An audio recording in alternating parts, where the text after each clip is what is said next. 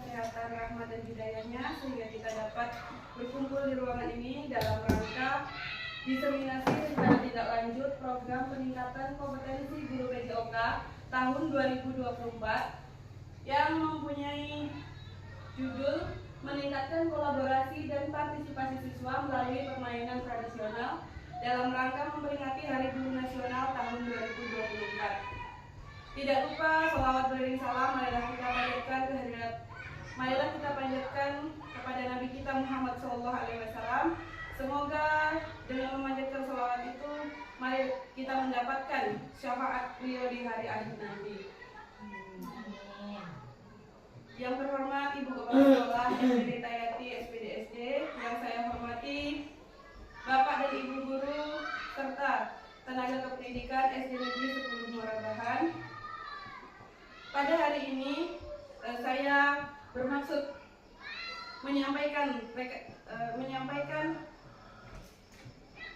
rencana tindak lanjut saya sebagai peserta diseminasi PKK PJOK yang dilaksanakan di tahun 2024 ini tahap 1 Kabupaten Kuantan Siminyi. Latar belakang diadakannya kegiatan ini yang pertama, suara, pilihan dan kepemilikan siswa. Itu merupakan poin penting dilaksanakannya pembelajaran yang berpusat kepada peserta didik, yaitu kita memperhatikan suara mereka, kita memperhatikan pilihan mereka dan kita memperhatikan kepemilikan mereka. Dalam satu pembelajaran kita harus mempertimbangkan 3 hal tersebut. Yang pertama, suara itu keinginan mereka. Kemudian kita juga menghormati pilihan mereka. Kita memberikan kebebasan mereka untuk mengeluarkan pendapat. Kemudian kita memberikan kebebasan kepada kelas yang kita bimbing untuk memilih kegiatan apa yang mereka pilih. Kemudian setelah mereka memilih, mereka memiliki kegiatan tersebut. Jadi mereka berperan dalam kegiatan tersebut. Tidak hanya mereka sebagai objek, tapi mereka merupakan subjek pembelajaran tersebut. Program ini memberi kesempatan siswa memilih permainan, berpartisipasi aktif dan memiliki kegiatan, merasa memiliki kegiatan tersebut, memperkuat karakter, kebersamaan, kekompakan dan sportivitas. Konteks program ini yaitu SD Negeri 10 Muara Bahan memiliki budaya kolaboratif yang kuat, namun perlu lebih banyak kegiatan yang mendukung pembelajaran yang berpusat kepada siswa. Kemudian, kesenjangan atau kebutuhan, siswa perlu pengalaman sosial dan komunikasi melalui kegiatan interaktif, terutama permainan tradisional. Jadi, kenapa ini saya ambil? Karena dalam permainan mereka akan lebih bisa berkolaborasi dengan satu sama lainnya. Tujuannya, visi guru PJOK berpihak kepada siswa. Guru PJOK berperan sebagai fasilitator agar siswa mengembangkan keterampilan fisik, sosial, dan emosional melalui permainan yang menyenangkan. Kemudian tujuan program memfasilitasi pembelajaran PJOK yang berpusat kepada siswa melalui kolaborasi dan komunitas belajar sekolah, membangun partisipasi aktif siswa.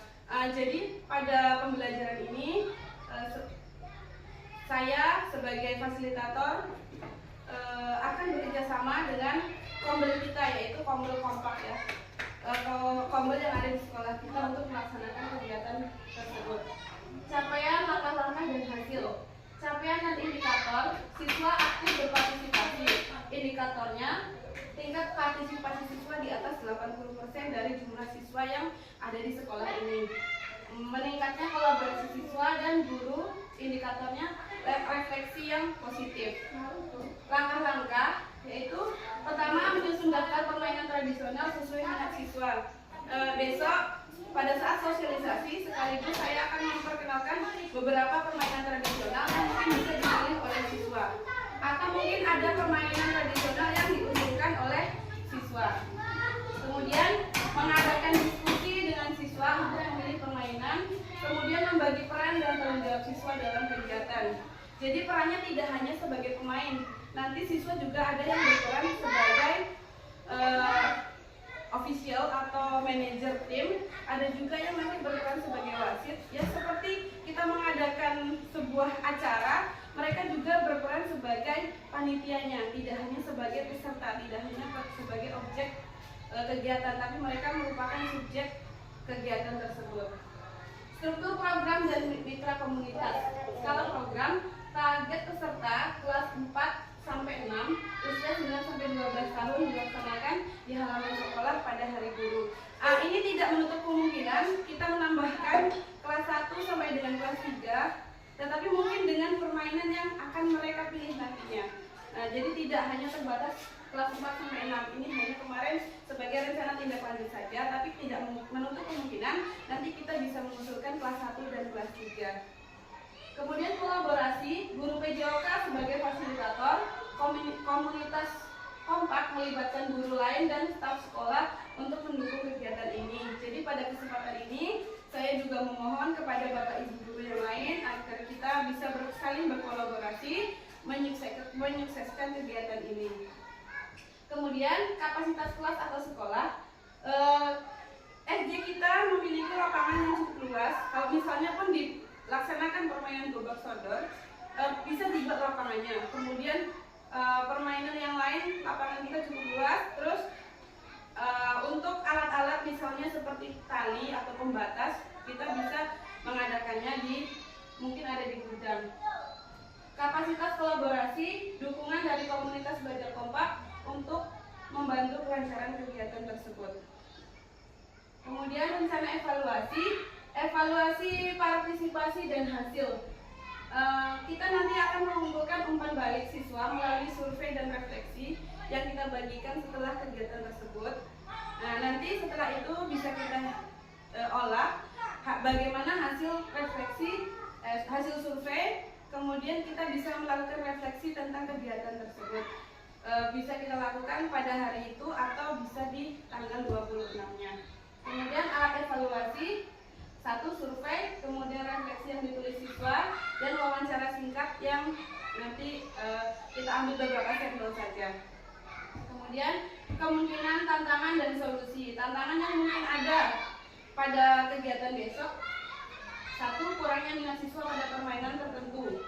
Nah, ini kita siasati dengan memilih permainan yang mungkin akan mereka sukai. Jadi kita meminimalisir ketidakikutsertaan para siswa. Kemudian tantangan logistik dalam persiapan kegiatan, mungkin nanti kita kendalanya di hadiah atau di alat-alat yang mungkin tidak kita miliki, nanti kita bisa bicarakan bersama.